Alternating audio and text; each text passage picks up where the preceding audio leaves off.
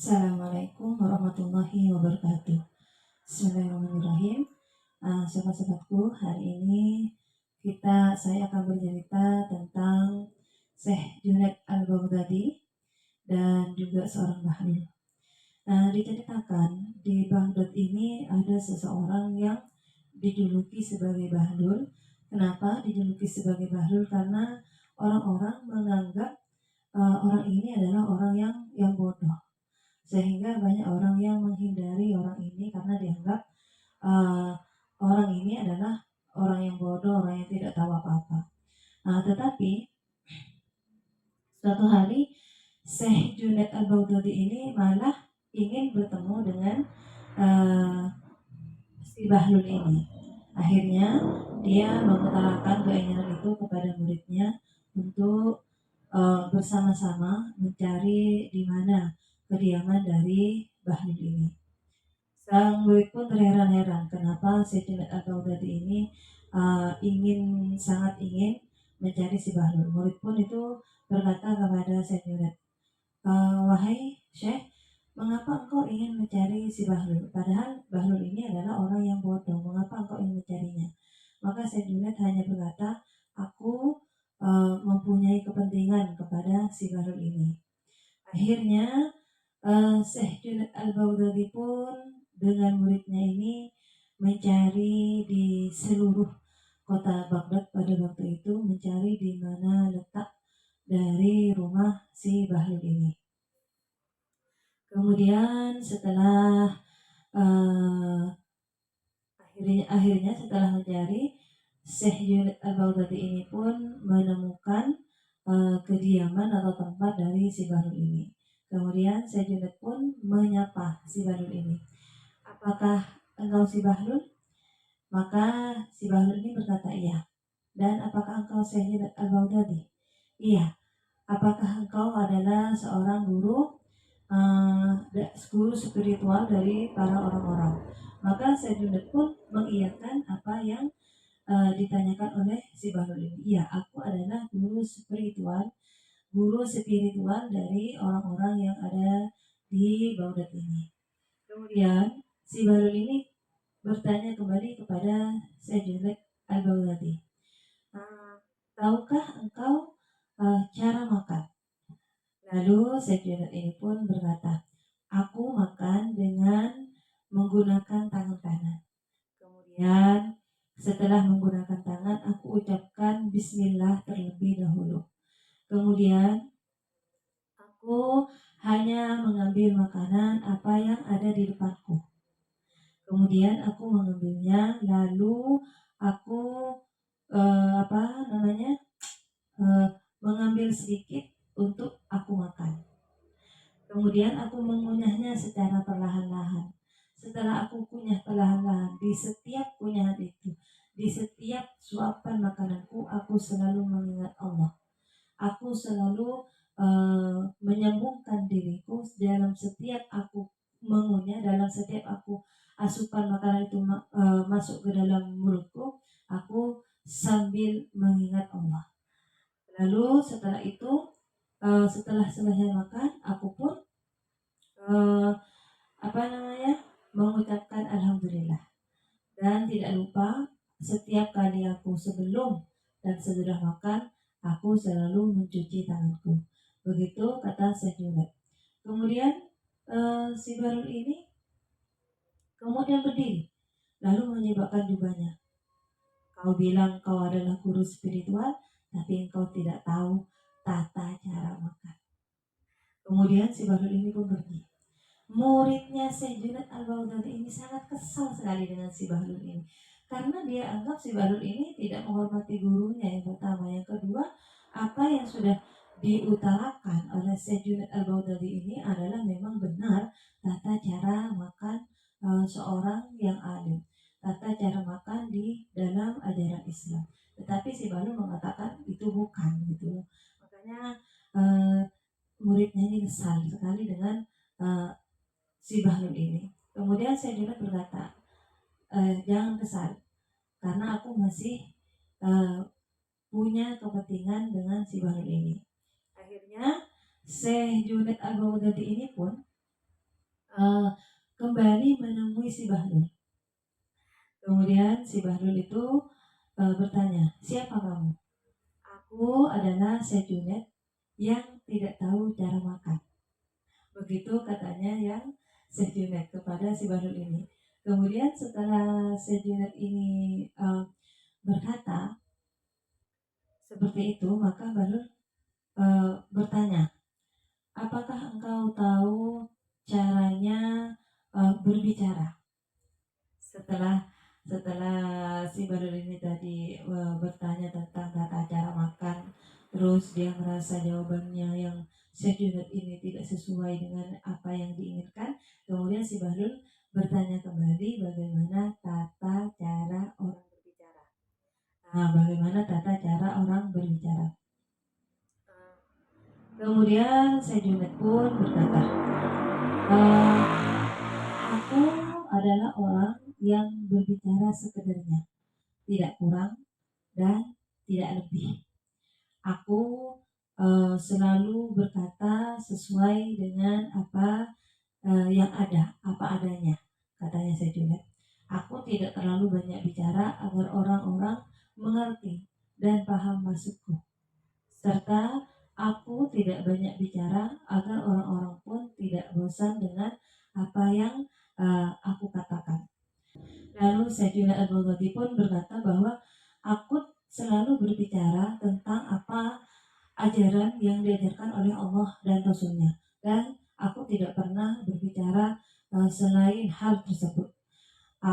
Panjang lebar Sayyidina juga menjelaskan tentang sikap dan etika ketika berbicara yang sesuai dengan anjuran atau ajaran-ajaran yang sudah di diajarkan di dalam Islam itu sendiri atau di dalam agama itu sendiri.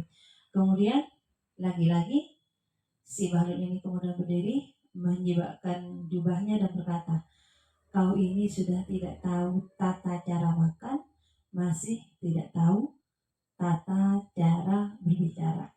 Kemudian si Bahlul ini pergi dan meninggalkan sejenak ini. Lagi-lagi muridnya ini kesal bukan main, karena seolah-olah dia itu menyepelekan gurunya, padahal kita tahu bersama bahwa Sayyidina Abu Dhabi adalah seseorang yang terkenal pada waktu itu, terkenal dengan kealimannya, dengan kesolehannya, dengan ahli ibadahnya.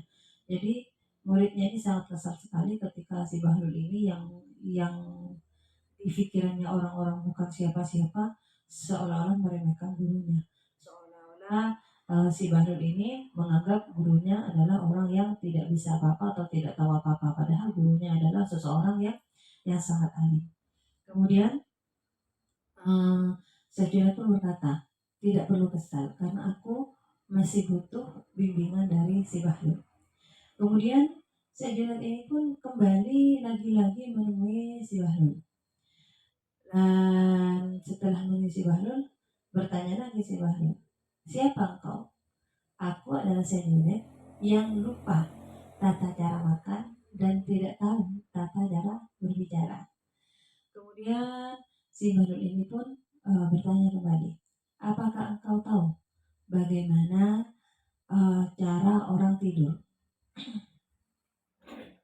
Kemudian Syekh Junaid Al-Baghdadi ini pun menjawab bahwa orang tidur itu, kalau aku tidur setelah Isya, kemudian aku mengenakan pakaian tidurku, lalu aku membaca doa untuk tidur. Kemudian setelah itu Syekh Junaid ini pun bercerita tentang bagaimana tata cara para ahli agama itu dalam melakukan tidur. Kemudian lagi-lagi si Bahlul berkata, kau sudah tidak tahu tata cara makan, kau juga tidak tahu tata cara berbicara, dan sekarang pun kau tidak tahu tata cara tidur. Kemudian Bahlul ini berdiri kembali mau pergi meninggalkan Syekh Junaid. Kemudian sebelum meninggalkan Syekh Junaid Al-Baghdadi ini, Syekh Junaid pun berkata, tunggu dulu, janganlah kau pergi. Aku ini adalah orang yang tidak tahu apa-apa. Aku adalah orang yang bodoh. Karena itu aku menemui engkau agar engkau memberitahukan kepadaku apa yang engkau ketahui. Maka si Bahlul ini berkata, kau pertama kali datang kepadaku seolah-olah mengklaim bahwa dirimu adalah orang yang tahu segalanya, bahwa engkau adalah yang sangat berpengetahuan. Karena itu, aku pergi menghindarimu, aku pergi meninggalkanmu. Tapi sekarang, karena engkau sudah mengakui bahwa ternyata dirimu masih banyak kekurangan, masih banyak sesuatu yang tidak diketahui, maka aku akan memberitahumu. Kata si Bahlul ini kepada Syekh Junaid. Yang pertama, inti dari orang makan itu adalah dia harus makan makanan yang halal. Kalau kamu memakan sesuatu yang haram, sekalipun 100 cara yang kau sebutkan tadi itu kau lakukan, itu menjadi sesuatu yang percuma. Karena makanan yang haram hanya akan membuat hati menjadi hitam. Kemudian si Bahlul ini melanjutkan perkataannya. Yang kedua, tata cara berbicara. Berbicara haruslah dari hati. Jadi ketika dia berbicara, hatinya haruslah bersih dan dimulai dengan niatan yang baik. Karena hati yang bersih dan niatan yang baik akan membuat bicaramu menjadi bicara yang berkualitas. Bicaralah tentang hal-hal kebesaran Allah, tentang yang berkenaan atau berkaitan dengan ajaran-ajaran Allah, dan jangan campuri dengan sesuatu yang urusannya duniawi. Karena kalau hal itu engkau lakukan, maka sia-sialah apa yang sudah engkau lakukan. Yang ketiga, sekalipun kau tidur dengan tata cara orang-orang yang ahli beragama, tata cara orang-orang yang ahli ilmu, percuma saja kalau ketika engkau tidur di dalam hatimu masih ada rasa permusuhan, masih ada rasa iri hati, masih ada rasa benci, masih ada rasa dengki kepada saudara-saudaramu. Maka ketika tidur, biarkanlah tidurmu itu lepas dari hal-hal yang tadi. Biarkanlah dalam tidurmu itu kamu menghilangkan segala bentuk kebencian, bentuk kedengkian, dan bentuk permusuhan kepada saudara-saudaramu. Maka tidurmu akan menjadi tidur yang berkualitas. Maka tidurmu akan menjadi tidur yang sangat berarti. Kata si Bahlul tadi. Dari cerita tentang Syekh Junaid Al-Baghdadi dan si Bahlul ini, maka kita bisa kaitkan dengan ayat Al-Quran surat Al-Baqarah ayat 269. A'udzu billahi minasy syaithanir rajim. Bismillahirrahmanirrahim. Yu'til hikmata man yasha'. ومن يؤت الحكمة فقد أوتي خيرا كثيرا وما يذكر إلا أولو الألباب صدق الله العظيم. Yang artinya dia memberikan hikmah kepada siapa yang dikehendaki. Barang siapa diberi hikmah, sesungguhnya dia telah diberi kebaikan yang banyak, dan tidak ada yang dapat mengambil pelajaran kecuali orang-orang yang mempunyai akal sehat.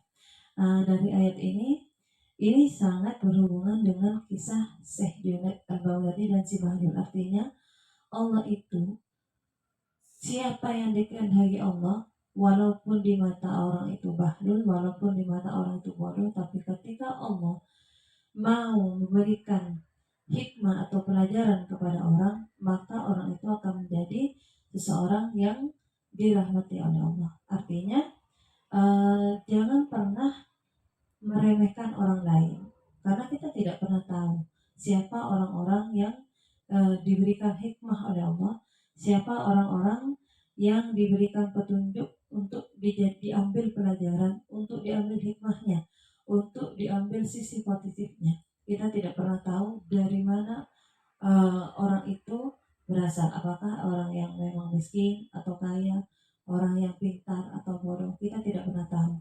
Karena itu jangan pernah meremehkan orang lain. Setiap orang pasti akan punya sisi positif yang bisa kita ambil pelajarannya, yang bisa kita ambil kebaikannya. Karena itu selalu mari kita belajar untuk selalu menghargai orang lain, untuk selalu melihat kebaikan-kebaikan dan sisi positifnya, untuk kita jadikan sebagai pelajaran di dalam hidup kita. Hanya ini yang saya sampaikan. Wallahu a'lam bishawab. Wassalamualaikum warahmatullahi wabarakatuh.